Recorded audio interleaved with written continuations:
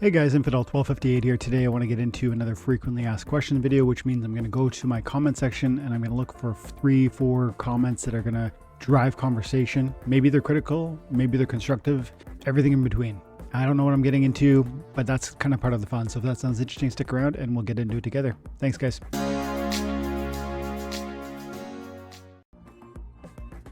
So come over to the comment section on my YouTube channel, and I like to grab different comments from different videos, and that's, sometimes we'll double up, but that's a bit of the goal here today, with a lot of freedom to double up where I see fit. Okay, so first and foremost, or right off the bat, my most recent video, which is a frontier mode rewards conversation, how much I earned today in Splinterlands.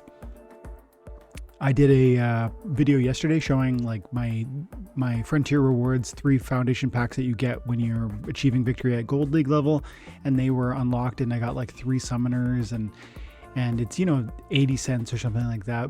It's not the end of the world. It's not like a game changer, a life changer, but it's still 80 cents. Plus I'm accumulating these other cards that I like. And I see here Crips drops a comment. He says, I agree. I've been able to reach Gold League from getting some free rewards and buying specific cards on the edge. I want to sell the packs, but it seems too valuable to do so. And that's the interesting thing about it right now. Like the packs themselves are like selling for 25 cents or something, and that keeps declining. And that, in part, if you want to understand what's going on, just understand economics. It's simple supply demand. I mean, we have X amount of players with an ever increasing amount of supply of cards, in particular in this way, with this moment, with this. So unless we have to see prices go down. Why do prices go down? Because there's X players, they've been satisfied, and yet the supply of cards keeps going up and up and up, which means that the existing player base will pay less and less and less for the growing, expanding card base. One major caveat: things change if the player base grows, because if the player base grows, you can see an offsetting of that.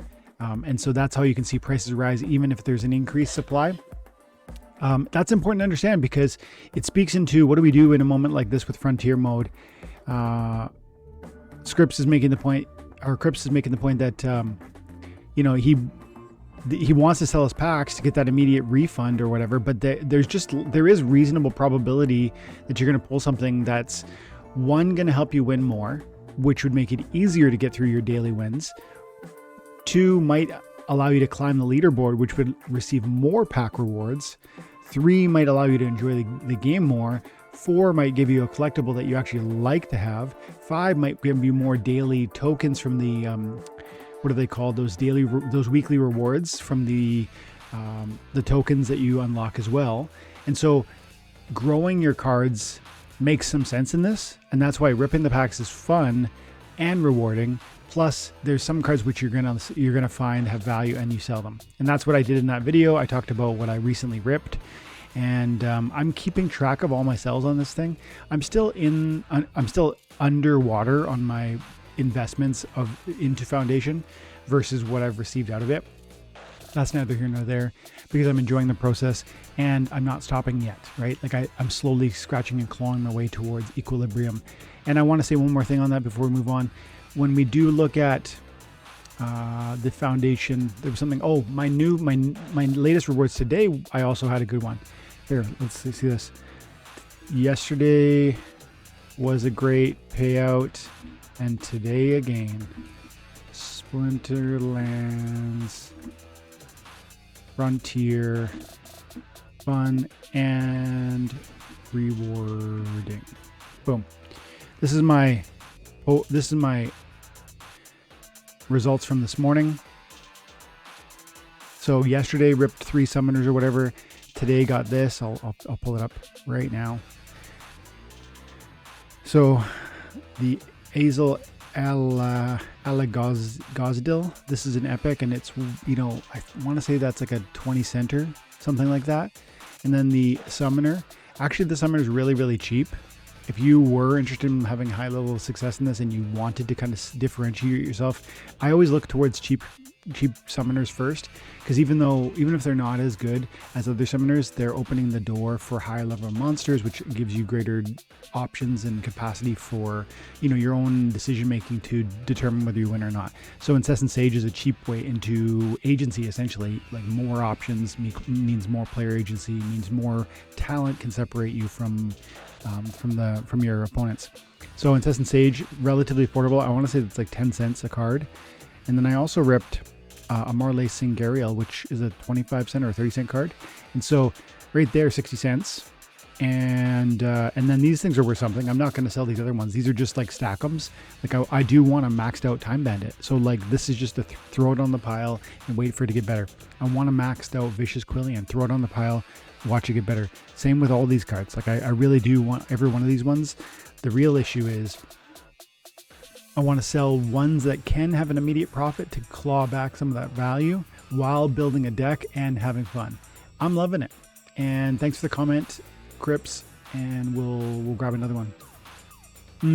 This one won't count as like an official comment in the video in terms of like my count, but I'll say I wanted to respond to this. I saw Sudian9891 said in a video where I was talking about how Archons and Bloodlines could transform the meta in Splinterlands. And if I recall the content of that video, it was like about the idea that we have 40 plus Archons in the game. Sorry, we have 40 plus Bloodlines in the game. And presumably the designers would like to build one summoner at least for every Bloodline. Maybe not, but I would think that would make sense. And if they did that, that starts to then tell you the tale of how long that'll take, because we only make X amount of summoners per year. A main set's going to have, I think it's like 12 or 13 with the airdrop summoners as well as the base summoners that are included in the packs. And then a mini set might have 6. And so, right, that's like a 2-3 year rotation in and of itself. So the point was, this could be a forecasting of what our next summoners look like. Maybe the team says, no, we're just going to do this like for Conclave Arcana and the mini set, and maybe we're not going to do any more Bloodlines, and that means that's okay, maybe.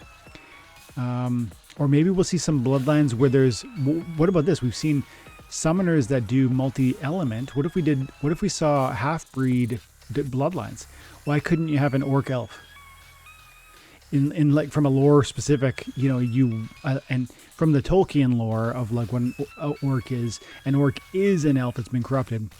So maybe it's a bad example, but why can't you have like I don't know, Uland, you know, I don't know, like maybe half human, half Uland or something like that. Is that possible?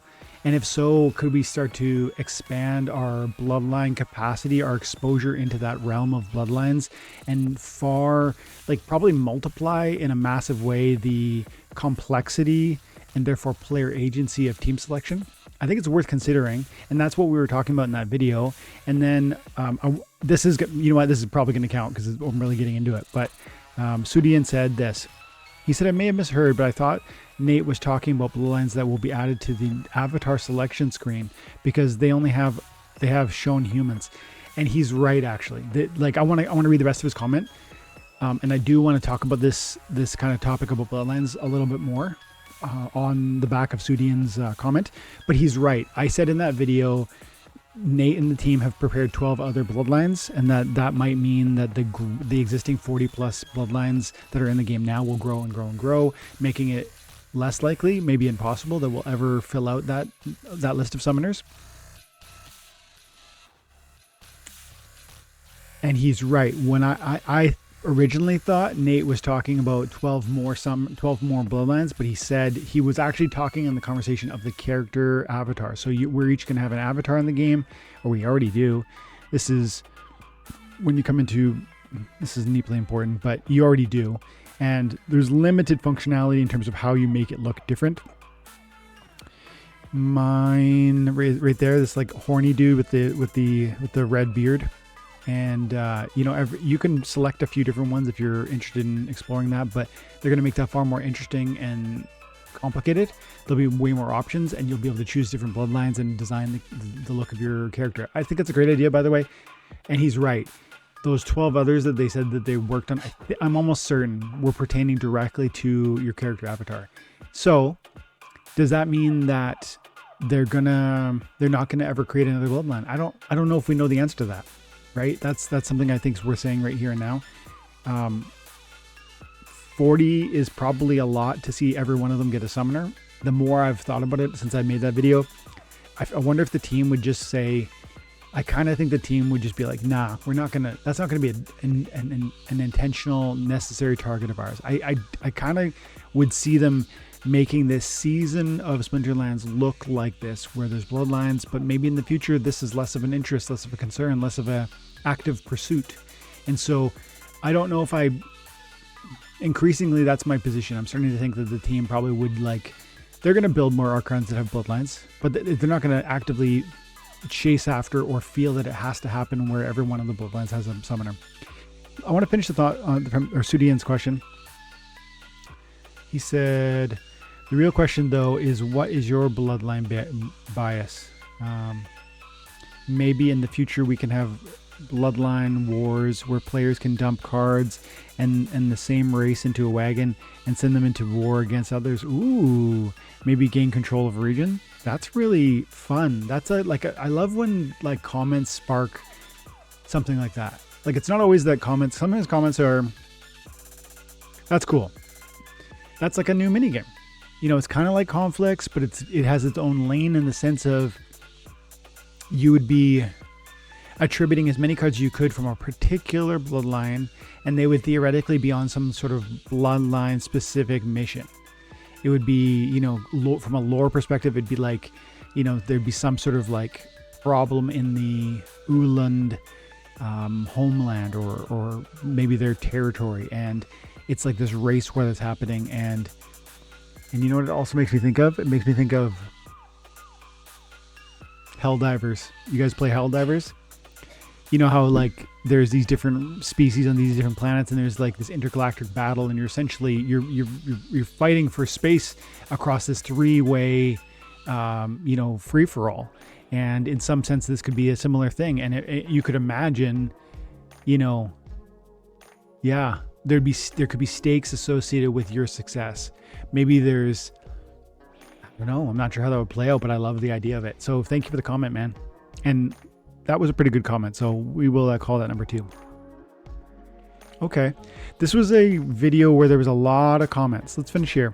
I talked about gold and black foil rewards incoming, massive incentives for players.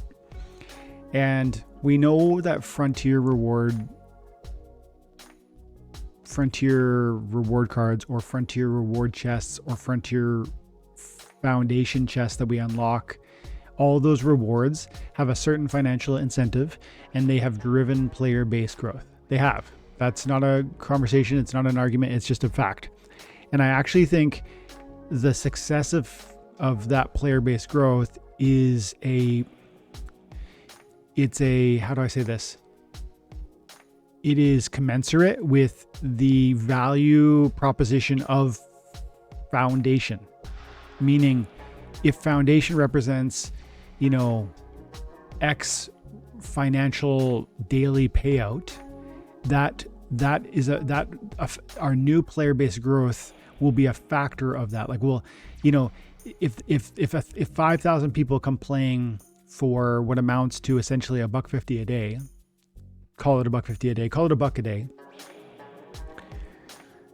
I actually think you can extrapolate from that 10,000 would come for $2 a day. That, and it's not linear. It's not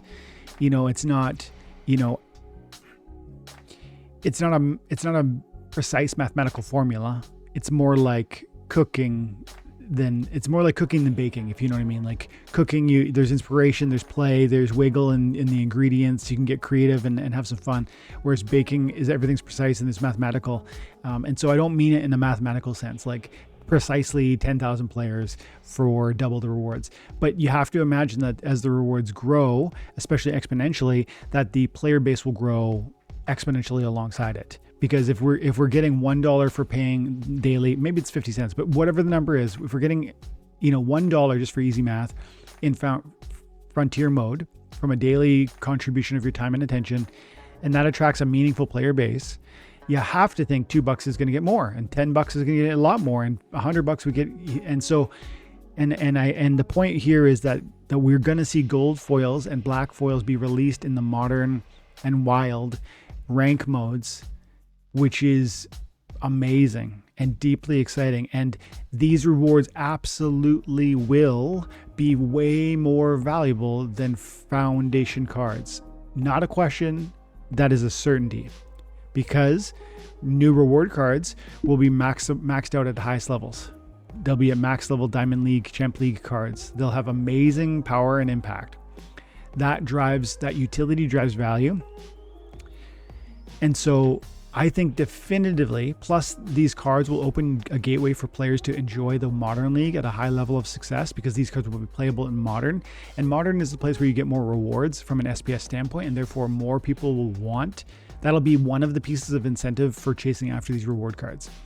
I know people will still play in Wild, but some will love these new reward cards, particularly so because they open a door or a gate into Modern as high level success. And so for all those reasons, I think these rewards, the new reward cards that are coming out in October, which is just weeks away, are going to genuinely drive new player adoption, new player base growth, or returning player base growth.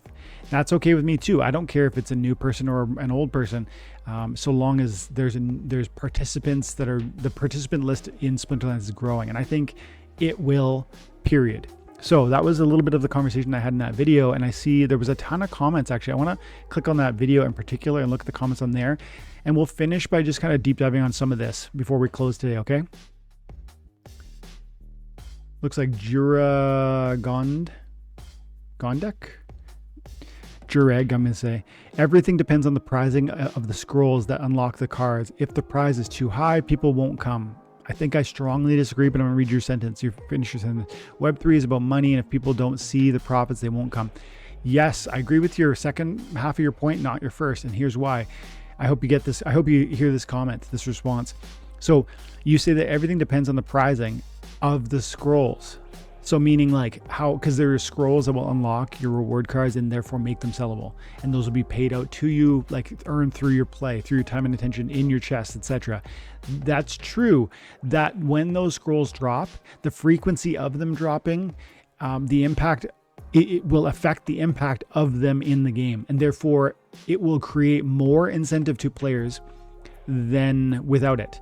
True. However, you therefore conclude that you seem to be founding your opinion that, you know, that's the primary place of reward potential, those unlock scrolls, because you're assuming you're essentially working on the premise that you know you're gonna receive regular reward cards, you know that those are going to be locked, and therefore you're expecting, or you know, in fact, you believe that's going to be the only path for sort of financial reward for you. But that's not true, because the gold foils and the black foils are going to come unlocked just at the beginning. Like a gold foil and a black foil, they said only the regular foils will be locked. And so the gold foils and the black foils that are going to be released in the same mechanisms, in the same way, through the, you know, the same time and attention that people are investing, are going to be this prize point that people are going to unlock, and are going to be not unlock, they are going to receive, I mean to say, and then that is going to represent the financial valuation that is going to drive attention. It's okay if the prizes are intermittent, they still drive attention. It's okay if in fact, probably, if we're honest, intermittent prizes will drive more attention. If you understand anything about gambling, like this is like factual. Look at, you know, the way slot machines work. People sit there, and every now and then they get a result. And when they get a hit, it's this dopamine thing, and then it's this expectation, now I'm on a roll. Or if they lost, the thought is, I got to try one more time because I'm on a bad streak, but I'm going to pull it around. Or, you know, it's the same when you're playing, you know, shooter. Like I love playing, like if you play Fortnite, if you play, you know, whatever, Overwatch, like, you know, these games that you're going to play, Call of Duty, Battlefield, whatever, you know, you die and you immediately think, I got to try again. There's just this dopamine search that will drive, especially when there's these unreliable results. And there's actually a ton of psychology research around that. We've done that with like rats and animals and stuff. And you put them in a, this is like factual psychological study. They put them in animals in a cage. They gave them access to water, and they gave them like a pellet machine, which releases food. And one option for one study was like, every time you press it, one pellet drops out. And another study was, every time you press it, it might be one or it could be more. And it might be none too. And the results with those animals was like, they just stood there. They couldn't look away. There's something about like this opportunity or potential for like massive and unexpected reward that does something on a hormonal level inside of our brains that drives attention. And so my point is, to bring it back to the gold foil issue, is, yeah, the gold foils are going to come rarely. Like, it's a 2% drop rate with a 4% if you use potions.